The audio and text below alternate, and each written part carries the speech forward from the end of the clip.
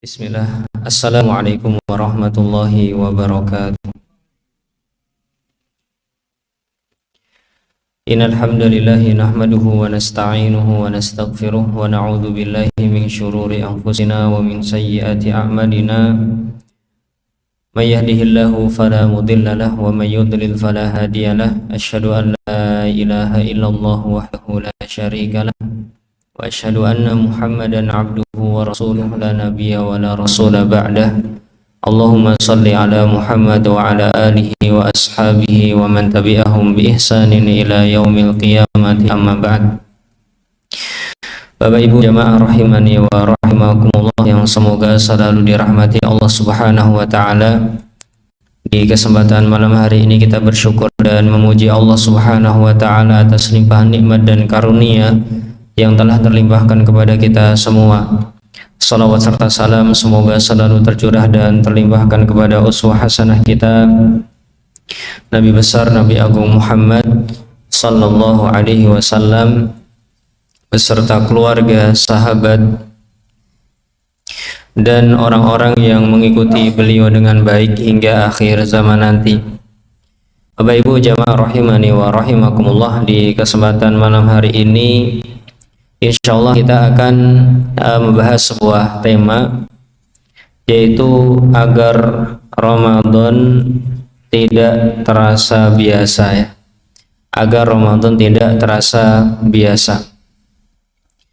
Sebagai bukti yang menunjukkan bahwasannya mungkin Ramadan itu terasa biasa bagi kita adalah ketika kita tidak melakukan sebagaimana yang dilakukan oleh para ulama terdahulu. Para ulama terdahulu, ya, 6 bulan sebelum Ramadan tiba sudah berdoa, Allahumma ballighna Ramadan, ya Allah sampaikanlah kami ke bulan Ramadan. Dan itu lamanya 6 bulan Bapak Ibu. Yang membuat kita bertanya-tanya adalah kenapa kok sampai selama itu para ulama itu berdoa agar disampaikan ke bulan Ramadan. Kemudian kenapa kita kok tidak, ya? Dan saya juga tidak tahu apakah Bapak Ibu iya atau tidak, ya. Kalau saya pribadi ini masih perlu belajar untuk meniru para ulama yang berdoa selama 6 bulan untuk disampaikan bulan Ramadan, ya. Kalau bapak-bapak sudah berdoa belum Pak? Ya Allah sampaikanlah saya di bulan Ramadan selama 6 bulan. Belum juga, berarti sama dengan saya, ya. Maka kita perlu belajar, ya, dan kita memohon pertolongan kepada Allah Subhanahu wa taala agar kita diberikan rasa, ya, yang membuat kita itu bisa meniru para ulama yang 6 bulan itu berdoa Allahumma ballighna Ramadan, ya. Kenapa alasannya kita kok merasa biasa dan tidak begitu istimewa, mungkin dalam tanda petik, ya. Baik, mungkin alasan pertama Bapak Ibu yang bisa kita tulis, ya. Alasan pertamanya, yang pertama, ya, bukan yang pertama, ya. Mungkin ini alasan pertama kenapa kita merasa bulan Ramadan itu biasa saja. Dan saya menyampaikan mungkin ini di sebagian orang, tidak di semua orang. Mungkin ada orang-orang yang merasa tetap bulan Ramadan itu luar biasa, dan harusnya memang seperti itu. Nah, yang merasa bulan Ramadan itu biasa, kayaknya biasa saja itu Ustaz, ya. Bulan Ramadan, enggak bulan Ramadan, ya saya sama saja tetap beribadah kepada Allah Subhanahu wa taala, gitu. Jadi mungkin ini bukan yang pertama. Beda dengan orang yang Ramadan itu bulan pertama, seperti anak-anak yang masih kecil, yang baru saja balik, ya, ketemu Ramadan itu senangnya beda dengan yang sudah tua. Yang anak-anak, wah ketemu Ramadan senang, bahagia karena baru pertama-tama. Sedangkan kita yang sudah berpuluh-puluh tahun, mungkin 15 tahun, mungkin juga 30 tahun, mungkin juga 50 tahun sudah sering ketemu Ramadan, rasanya itu jadi biasa.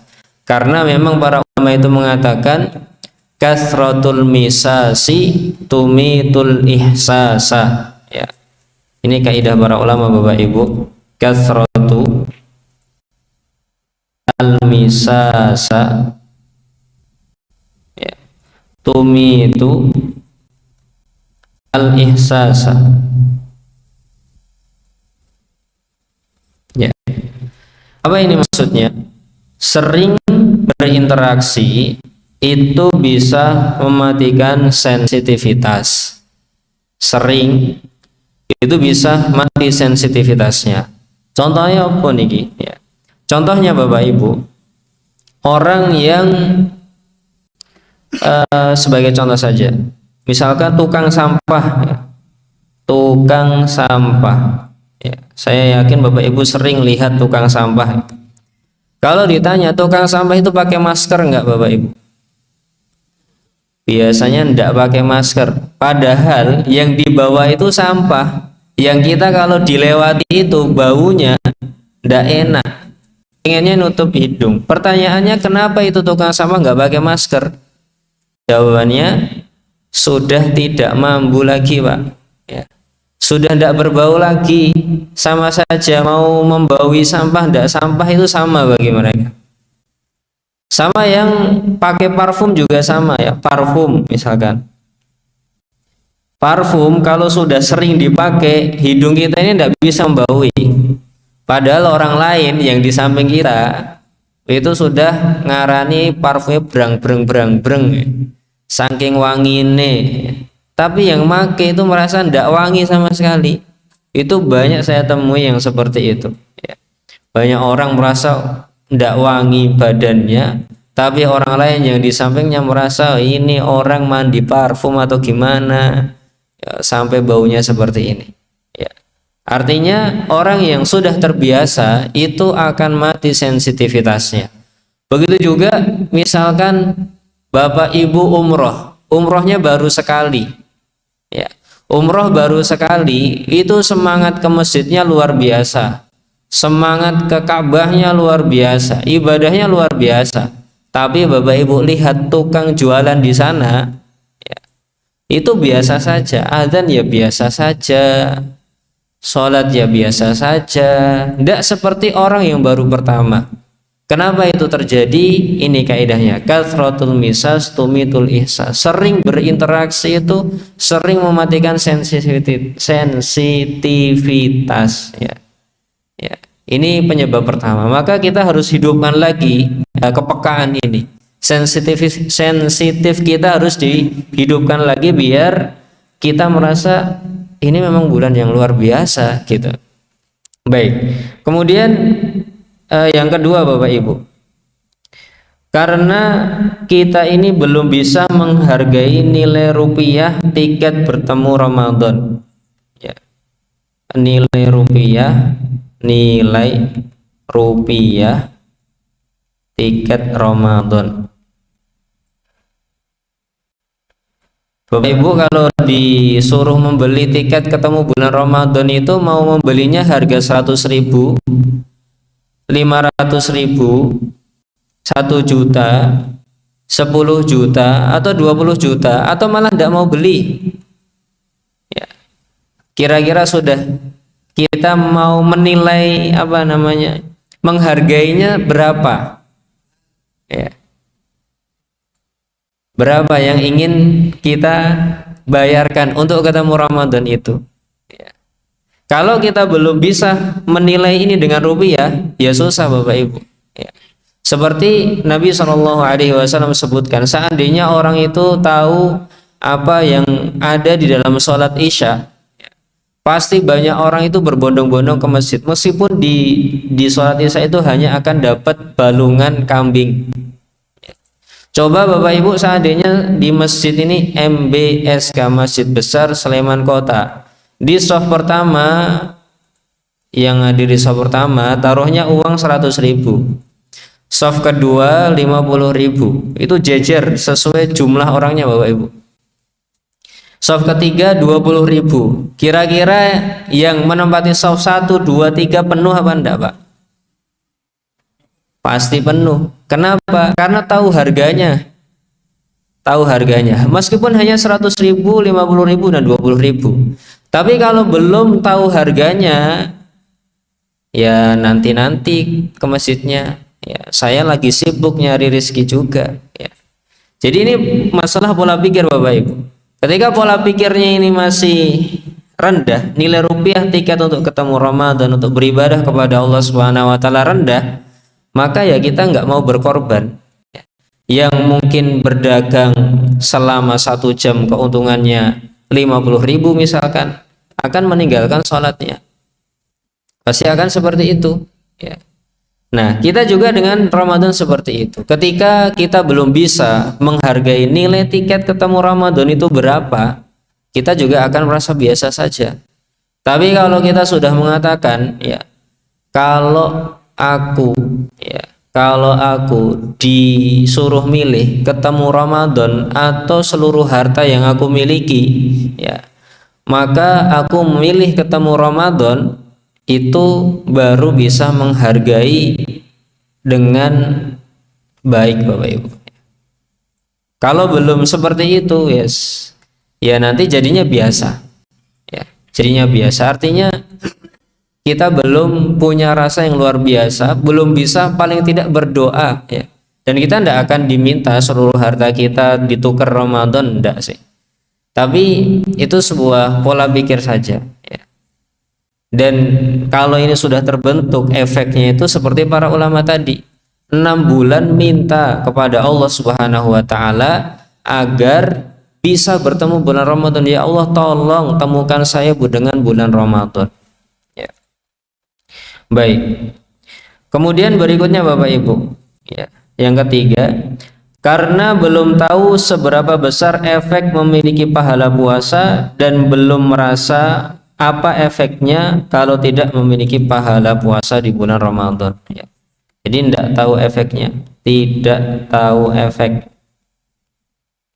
dapat pahalanya, ya, dapat pahala Ramadan atau tidak ini. Kalau seseorang sudah tahu efeknya, pasti akan merasa pengen bertemu dengan bulan Ramadan. Kalau belum tahu, ya belum bisa merasakan efeknya, tidak bisa. Kenapa kok orang di kehidupan dunia ini masalah bekerja, masalah mencari nafkah, mencari harta uang, itu doanya setiap hari. Itu yang dipikirkan sebangun tidur sampai nanti mau tidur, yaitu yang dipikirkan. Kenapa? Karena tahu efek apa arti punya uang dan apa efek tidak punya uang. Semua orang sudah tahu. Sehingga fokusnya yang dipikirkan ya masalah itu, karena sudah tahu efeknya. Kalau saya punya uang itu ya efeknya begini, kalau saya tidak punya uang efeknya begitu. Semua sudah paham, sudah sadar. Tapi kita mungkin belum paham apa itu efek ketika kita punya pahala dari puasa ini, ya. Baik, Bapak Ibu yang dimuliakan Allah Subhanahu Wa Taala, ya. Dan tentunya tentang keutamaan puasa sangat banyak sekali. Mungkin sudah akan sering disampaikan dan mungkin nanti di bulan Ramadan juga akan sering disampaikan oleh para penceramah kultum, ya, menyampaikan apa keutamaan bulan Ramadan, apa keutamaan puasa Ramadan, ya, banyak sekali, tidak hanya satu, ya, tidak hanya satu, banyak sekali keutamaannya. Baik, nanti kalau ada yang tanya mungkin baru kita sampaikan di antara keutamaannya.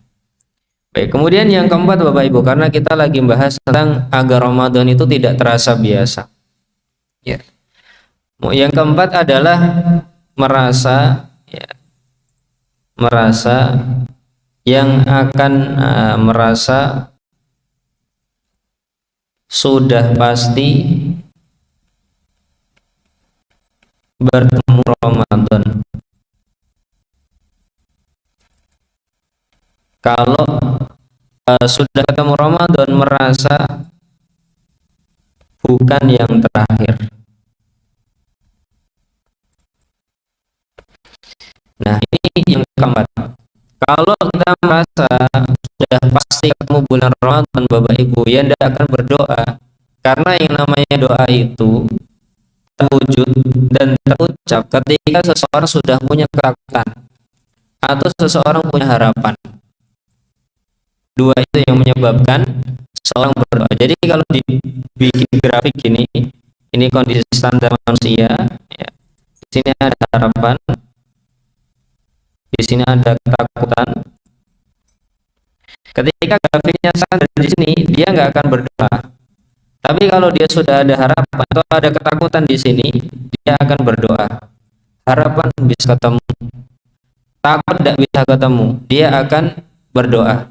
Seperti orang punya harapan, pengen sembuh dari sakitnya, pasti berdoa. Takut tertimpa sesuatu, wah jangan nanti aku ketimpa kayak ono, dongo kan bi Allah Subhanahu wa taala, pasti Bapak Ibu. Tapi kalau ini grafiknya di standar, dia nggak akan berdoa. Ya. Sehingga ketika seorang sudah merasa pasti ketemu, tidak akan berdoa. Gitu. Jadi harus punya harapan atau punya ketakutan agar bisa berdoa, bisa bertemu dengan bulan Ramadan. Ketika merasa ini bukan Ramadan terakhir, ya, seseorang juga akan merasa biasa-biasa saja. Ya. Seorang yang disampaikan oleh dokter misalkan, Pak, ya, besok sholat subuh itu ya tanggal 4 Maret 2023 adalah sholat subuh terakhir panjenengan. Setelah itu jenengan tidak akan hidup lagi dan akan didatangin malaikat maut untuk wafat. Sama orang yang dibilang sama dokter, ya Pak, insya Allah umur panjenengan masih punya harapan panjang. Subuh besok bukan subuh yang terakhir. Rasa yang ada di dalam hati kita, apakah biasa saja ataukah luar biasa? Kita kiaskan dengan kehidupan dunia ini, kita dapat ada orang yang sangat baik sekali. Orangnya kaya raya, ya, sangat baik sekali. Kita bekerja kepadanya, gaji per bulan diberikan terus. Suatu saat mengatakan, barang siapa yang melakukan perbuatan A ini, maka pahalanya di luar gaji, dan saya sendiri yang akan membalas dia. Kira-kira kalau diomongkan seperti itu, balasannya itu sama dengan gajinya atau berlipat-lipat dari gajinya? Pasti beda. Sekarang gaji pokok sama tunjangan itu sudah beda Bapak Ibu, ya. Gaji pokok mungkin hanya 2 juta atau 5 juta, tapi tunjangannya bisa beratus-ratus juta sampai ber-mm misalkan. Sekarang pakainya seperti itu, gaji pokoknya sedikit, ya. Saya pernah mendapati gaji pokok misalkan jadi perawat di rumah sakit, ya, di Sarjito misalkan, gaji pokoknya 2.100.000 atau berapa, tunjangannya sama remunerasinya 5 juta sampai 7 juta, jadi semuanya 9 juta per bulan. Nih gajinya cuma 2 juta, tunjangannya sampai 7 juta 6 juta misalkan, seperti itu, ya. Sampai seperti itu. Jadi ketika Allah Subhanahu wa taala menyatakan puasa itu untukku dan aku sendiri akan membayarnya, aku yang akan memberikan pahala untuknya, artinya kata para ulama, itu pahala ojo khawatir kalian gitu. Saya akan melipat gandakannya, memberikan sesuai dengan kemurahanku, dengan kekayaanku. Ini perlu kita ketahui, yang seperti ini kemudian dirasakan ya Bapak Ibu, sekali lagi dirasakan, bukan hanya sekedar diketahui. Baik, Bapak Ibu yang dimuliakan Allah Subhanahu wa taala, sepertinya kita sudah bisa menjadikan Ramadan itu bukan sesuatu yang biasa, ya. Tentunya setelah kita banyak berlatih, tentunya setelah kita banyak belajar, karena tanpa belajar yang tidak bisa. Ini baru teori, ya. Baru teori itu butuh latihan, dan mungkin latihannya butuh berkali-kali, butuh berhari-hari, ya. Mungkin butuh bertahun-tahun, sebagaimana para atlet, ya, yang pandai badminton misalkan, latihannya bukannya sehari 2 kali atau sebulan, tapi bertahun-tahun. Baik, Bapak Ibu yang dimuliakan Allah Subhanahu wa taala, setelah kita tahu hal ini, kita coba bahas tentang puasa yang sah. Dan insya Allah ini juga sudah banyak yang tahu ya. Di sini terkait puasa yang sah, intinya niat di malam hari Bapak Ibu. Ya. Di malam hari itu kita niat untuk berpuasa. Nabi Shallallahu Alaihi Wasallam menyatakan, "Man lam yubayyitis siyam fala siyama lahu." Barang siapa yang tidak meniatkan puasa di malam hari maka tidak ada puasa baginya. Gimana Ustaz contohnya? Ya, contohnya kita buka puasa itu ketiduran, bangun-bangun sudah adzan subuh Bapak Ibu. Ya, berarti tidak ada niat puasa di situ. Ya, maka puasanya tidak sah untuk puasa Ramadan. Ya, besok di hari esoknya dia tetap menahan dari pembatal-pembatal puasa tapi mengqadha. Ya. Jadi harus ada niat di malam hari. Ya. Baik, kemudian setelah niat di malam hari, sahur sebelum waktu subuh. Nah ini Ustadz sekarang itu waktu subuh banyak polemiknya Ustadz ya. Saya ngaji di sini waktu subuhnya jam 4.30. Ngaji di sana waktu subuhnya jam 4.38 misalnya. Nah itu yang benar yang mana ya? Kalau masalah mencari yang benar, nah itu pembahasannya lama Bapak Ibu. Tapi kalau kita mencari yang aman, nah itu pembahasannya gampang. Kalau kita mencari yang aman, maka tinggal kita cari mana yang paling awal, ya, menentukan batas waktunya. Oh jam 4.30 terakhir, ya. Adzan subuh itu jam 4.30 ya sudah berarti 4.30 atau 4.29 sudah tidak usah makan, itu aman insya Allah. Insya Allah aman. Tapi kalau mau mencari yang benar, itu butuh pendetailan pembahasan yang lebih dalam lagi. Ya. Baik, maka cari yang aman dulu Bapak Ibu. Sebelum kita bingung harus sing bener sing di. Ya. Iki wis adzan kok kono urung adzan misalkan. Nah, maka cari yang aman. Kalau secara teori, ya secara teori bahwasanya batas waktu sahur itu adalah terbitnya fajar. Kalau fajarnya sudah terbit, maka ya sudah tidak boleh makan lagi. Ya, gitu. Tapi sekarang terbit fajar tidak bisa dilihat secara langsung, adanya adzan sama adanya jam. Ya. Maka kita cari yang paling menenangkan hati kita. Yang penting sahur sebelum waktu subuh. Ya. Kemudian ketika buka puasa ya setelah matahari tenggelam. Ya. Pastikan setelah matahari tenggelam. Kemudian kalau nanti yang adzan anak-anak ya dipastikan itu anak-anaknya benar atau salah adzannya. Karena kadang terjadi yang adzan anak-anak padahal waktu bukanya kurang 5 menit. Nah, itu kalau sampai salah ya nanti diminta untuk mengqadha puasanya ya. Diminta untuk mengqadha puasanya. Yang penting buka puasanya setelah matahari tenggelam setelah yakin ya. Dan maksud dari la yazalu ummati fi khairin ma'ajjalul fitra ya. Umatku ini terus berada dalam kebaikan selama dia menyegerakan berbuka. Bukan maksudnya segera berbuka sebelum waktunya, bukan. Ya. Tapi segera berbuka setelah jelas waktunya memang sudah masuk. Ya, itu segera. Itu sunahnya seperti itu. Bukan belum masuk waktunya kita pengen menyegerakan. Bukan seperti itu. Baik. Kemudian Bapak Ibu yang dimuliakan Allah Subhanahu wa taala, agar puasa kita sah ya kita tidak melakukan pembatal-pembatal puasa ya. Mulai dari makan minum, berhubungan suami istri ya, dan pembatal lainnya biasanya hanya 3 itu ya. Hubungan suami istri, makan dan minum ya. Atau sesuatu yang memasukkan ke dalam mulut ya, masuk ke kategori makan atau minum ya. Ya, itu ditinggalkan. Baik, maka puasanya sah. Arti sah itu apa? Artinya menggugurkan kewajiban Bapak Ibu. Kita sudah tidak dibebani, tidak ditanya oleh Allah Subhanahu wa taala, kenapa kamu tidak puasa dulu gitu. Tidak akan ditanya gitu karena puasanya sudah sah.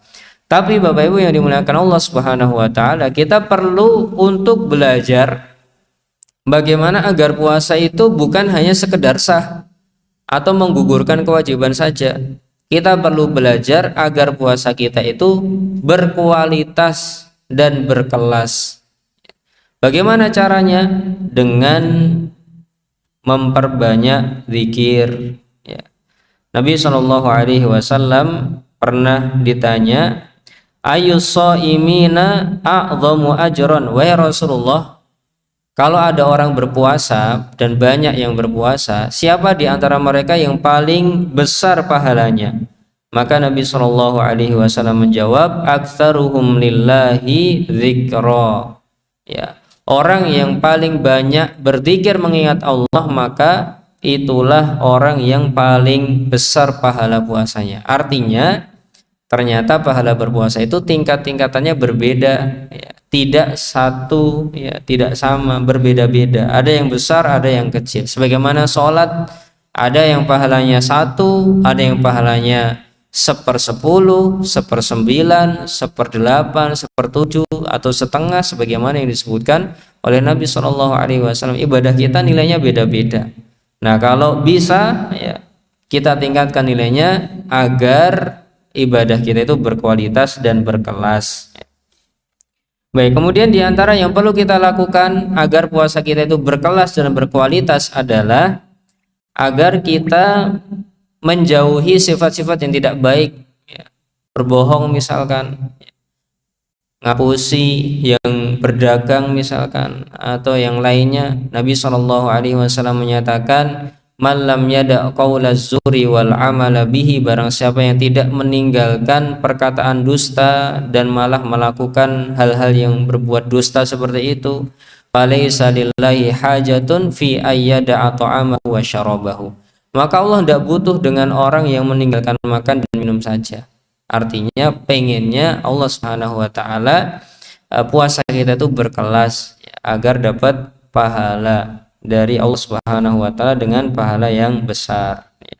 Dan contoh tadi puasa bisa mengingatkan kita kepada Allah adalah ketika Nabi Shallallahu Alaihi Wasallam menyatakan, idza kana fi yaumi shaumi ahadikum, apabila salah seorang di antara kalian sedang berpuasa, thumma sabbahu ahadun atau qatalahu ahadun, kemudian ada orang yang mencelanya, ada orang yang menghinanya, membuat dia marah, falyaqul inni mur'un shaimun, sesungguhnya aku adalah seorang yang berpuasa. Katakan pada diri sendiri. Jadi kata para ulama, ketika kita dicela sama orang lain dan kita berpuasa, dan agar kita tidak membalas itu, kita membuat afirmasi di dalam diri kita, Bapak Ibu, yaitu mengatakan, aku sedang puasa, dah tak biarin saja gitu.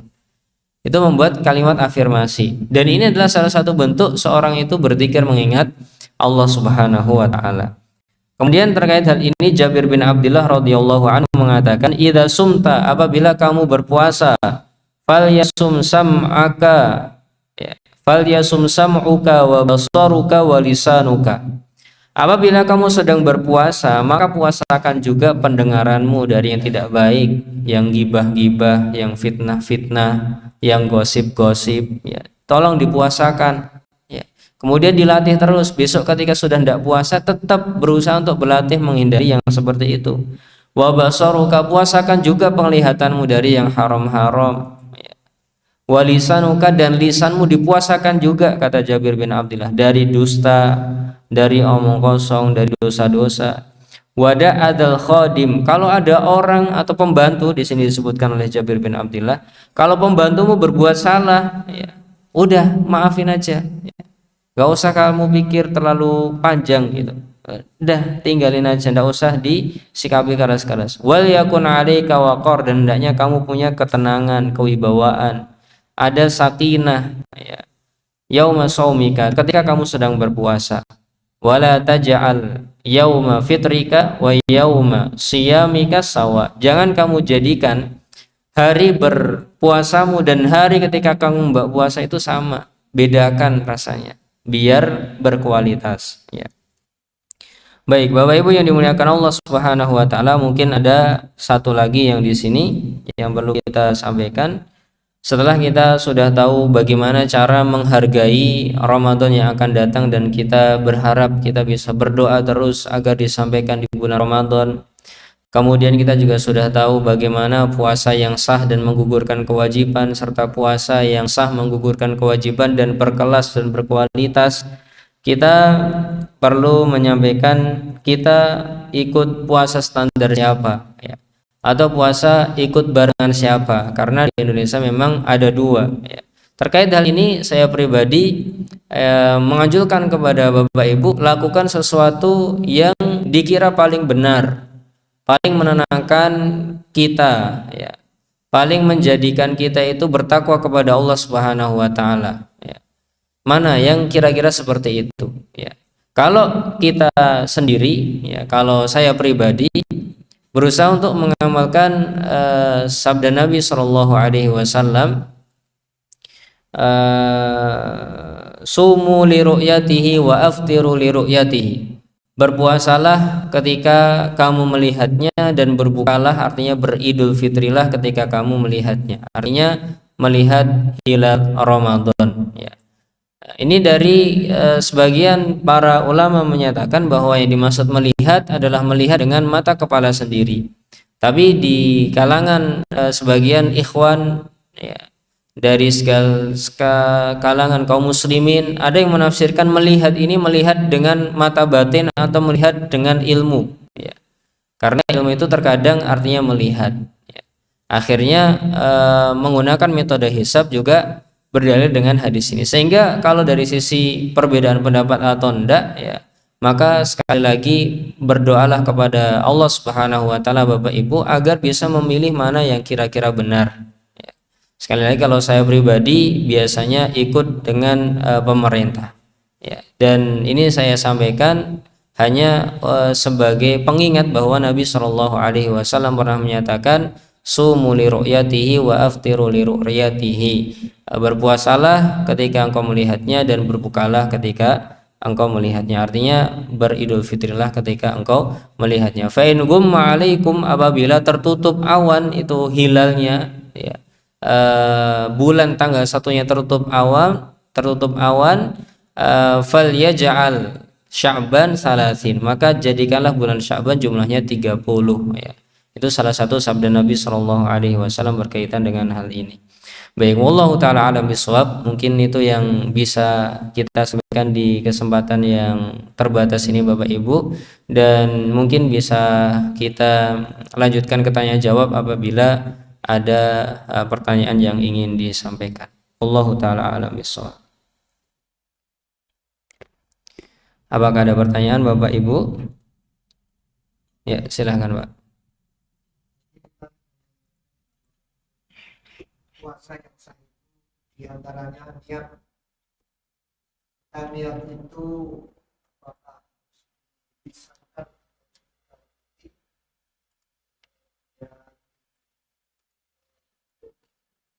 dan niat puasa itu berpengaruh pada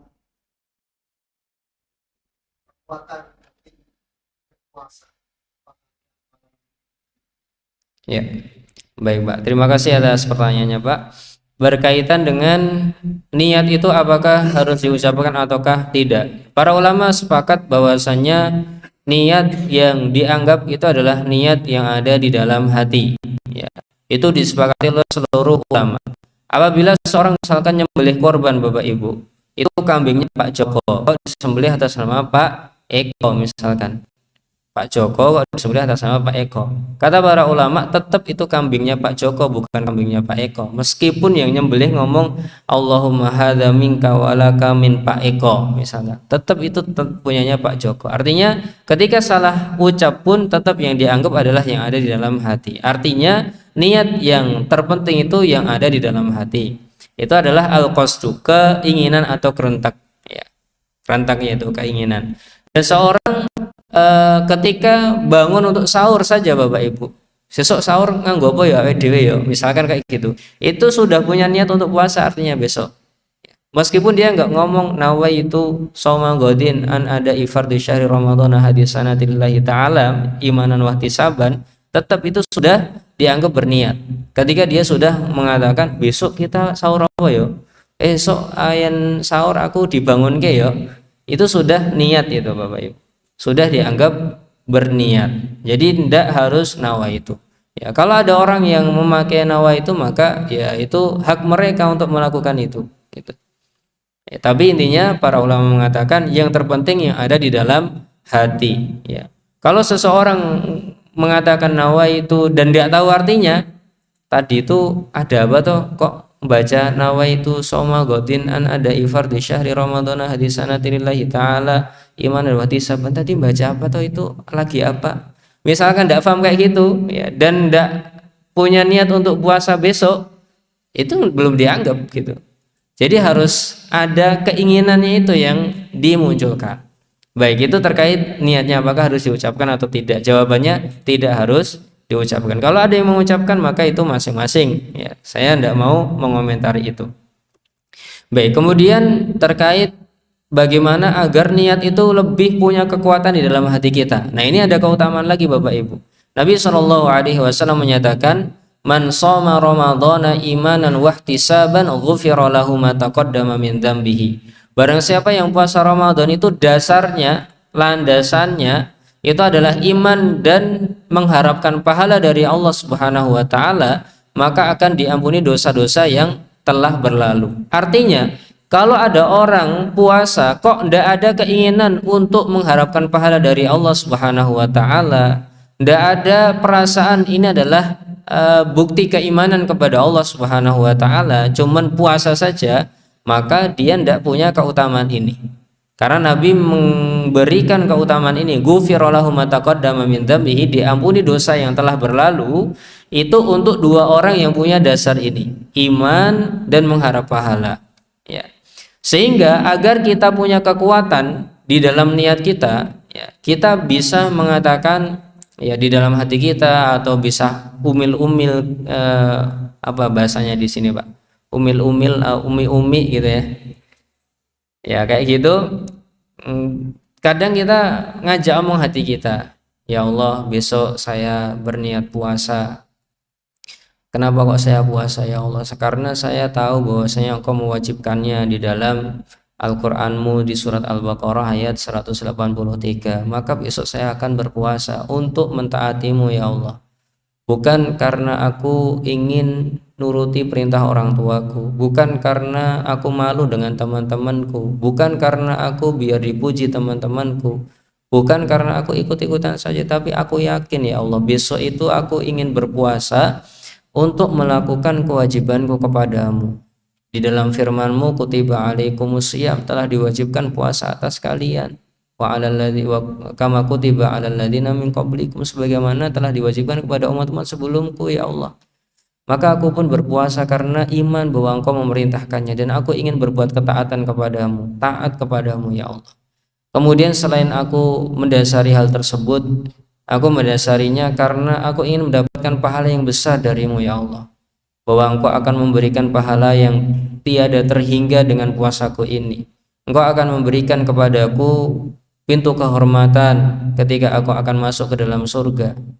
Aku akan mendapatkan kehormatan di shaimi farhatan, bagi orang yang berpuasa itu punya dua kebahagiaan, farhatun inda fitrihi wa farhatun inda liqa'i rabbih. Kebahagiaan ketika kebahagiaan ketika bertemu dengan waktu berbukanya, dan kebahagiaan ketika aku bertemu denganmu ya Allah. Aku ingin bahagia dengan puasa yang aku lakukan besok. Aku ingin semua pahala yang Kau janjikan di lisan Nabi-Mu atau tersebut di dalam kitab-Mu. Aku ingin berpuasa dengan niat-niat itu semua ya Allah. Mudahkanlah hamba untuk melakukan puasa yang berkualitas dan berkelas di hari esok. Misalkan seperti itu Bapak Ibu. Itu rasanya beda. Puasanya besok itu ndak seperti ya yang penting sahur, berkuwi mboten dahar, mboten ngunjuk, mboten batal ke poso, beradzan langsung ngombe, mboten. Mesti merasa ya Allah, alhamdulillah hari ini aku bisa berpuasa dengan dasar rasa iman dan mengharapkan pahala darimu ya Allah. Ini satu gelas air ini saya minum untuk membatalkan puasaku. Saya berharap ada kebaikan pada diriku, karena Nabi SAW menyatakan, la yazalu ummati fi khairin ma'ajjalul fitra. Umatku terus dalam kebaikan selama dia masih menyegerakan berbuka. Aku sekarang berbuka dengan cepat ini pun karena ingin mengikuti sunnah Nabi-Mu ya Allah. Itu berbeda pasti rasanya Pak. Hanya langsung minum, langsung buka, tidak punya rasa apa-apa di dalam hatinya, itu akan berbeda. Itu mungkin salah satu cara untuk menjadikan puasa kita itu punya power Bapak Ibu, punya rasa. Diingat, dicatat itu keutamaan-keutamaan puasa, ya. Kemudian pas mau meniatkannya itu dibaca, ya Allah besok saya mau puasa biar dapat keutamaan-keutamaan ini, ya. Kemudian pas berbuka bersyukur kepada Allah Subhanahu wa taala. Intinya melandasi ibadah-ibadah itu dengan perintah Allah dan perintah Rasulnya, itu akan lebih berasa berkesan, ada powernya, ya, ada energinya, bukan biasa-biasa saja. Wallahu taala alam bisawab. Ya. Pada saat sedang berbuka puasa itu Ya. Jadi waktu berbuka itu juga merupakan waktu ijabah untuk berdoa. Betul sekali. Jadi sebenarnya ijabah berdoa itu sejak dia berpuasa itu, ya. Dan lebih utama lagi terutama saat seseorang hendak berbuka. Kenapa? Karena di saat itu dia sudah lemah-lemahnya, ya. Maka ketika seorang lemah itu menjadi salah satu waktu yang mustajab berdoa. Kenapa kok seperti itu? Karena biasanya orang yang sudah lemah itu tergantungnya kepada Allah tinggi. Tapi kalau tidak merasa lemah, biasa-biasa saja, ya nanti agak berbeda. Dan di antara dalil bahwa lemah ini akan menjadikan waktu mustajab adalah hadis Abu Hurairah radhiyallahu anhu tentang seorang yang safar, bepergian, rambutnya acak-acakan, berdebu, ya, sudah lama melakukan perjalanan, ya. Maka doanya mustajab. Kenapa? Karena dia itu sudah susah, ya. Dan orang susah itu biasanya doanya mustajab, Bapak Ibu. Ya, jadi waktu berbuka termasuk salah satu waktu mustajab untuk berdoa, dan perlu dicatat kemustajaban sebuah doa itu ada 3 kemungkinan. Jadi 30% dikabulkan sesuai permintaan, 30% akan dipalingkan darinya malapetaka dan musibah yang setara dengan doa tersebut, dan yang ketiga adalah disimpankan pahala di sisi Allah Subhanahu wa taala, dan nanti dia akan bahagia ketika bertemu dengan pahala yang tersebut. Bahkan di sebagian penjelasan para ulama, seseorang pengennya andai saja dulu saya itu berdoa yang banyak kemudian tidak ada yang dikabulkan, karena pas ketemu pahalanya itu merasa besar, merasa luar biasa. Itu kemustajaban sebuah doa ada di 3 tersebut, Bapak Ibu. Dan tidak ada seorang pun yang merugi ketika berdoa kepada Allah Subhanahu wa taala. Makanya para sahabat ketika mendengar 3 kemungkinan ini, mereka mengatakan, "Idzan nukthir ya Rasulullah." Kalau gitu kita perbanyak doa saja wahai Rasulullah. Maka Rasulullah Shallallahu alaihi wasallam menyatakan, "Allahu aktsar." Nanti Allah akan lebih banyak lagi karunia-Nya kepadamu, ya. Artinya perbanyak berdoa ketika hendak berbuka puasa, dan bahkan waktu mustajabnya itu sudah mulai sejak seseorang berpuasa itu. Wallahu taala alam bishawab. Baik, demikian Bapak Ibu yang dimuliakan Allah Subhanahu wa taala, sudah jam 9 lebih ini, dan apabila tidak ada pertanyaan kita tutup dengan doa kafaratul majlis. Ya, subhanakallahumma wa bihamdika asyhadu an la ilaha illa anta astaghfiruka wa atubu ilaih. Assalamualaikum warahmatullahi wabarakatuh.